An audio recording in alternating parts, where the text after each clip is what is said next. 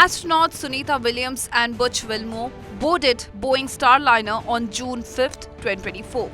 After thruster malfunctions delayed their return, they spent 288 days aboard the ISS, becoming two of the longest-serving NASA astronauts on a single mission.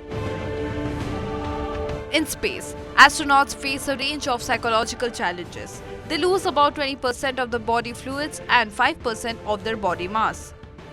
Microgravity leads to muscle atrophy, though daily exercise and supplements can mitigate this. Skin loses density, tears easily, and heals more slowly in space. Vision is impaired by microgravity, and radiation increases the risk of cataracts. While most genes reset after returning to Earth, about 7% remain disrupted. Radiation may also cause brain damage and potentially lead to Alzheimer's disease. Space travel disrupts orientation, leading to motion sickness.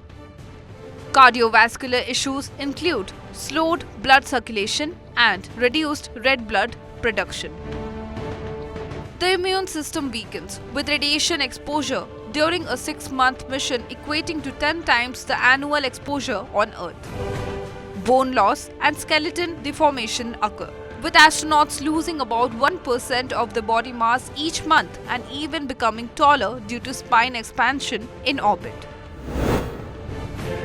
Upon arrival from space, the spine returns to normal size.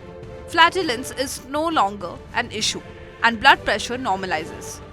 1 week later, motion sickness, disorientation, and balance issues disappear, and sleep returns to normal. After 2 weeks, the immune system recovers and the body fluids lost are regained. A month later, muscle deformation is almost complete and near pre-flight levels. 3 months later, skin redevelopment is complete. Body mass returns to Earth levels and problems with eyesight no longer exist. After 6 months, 90% of genes come back to normal, whereas the risk of fracture and cancer remain.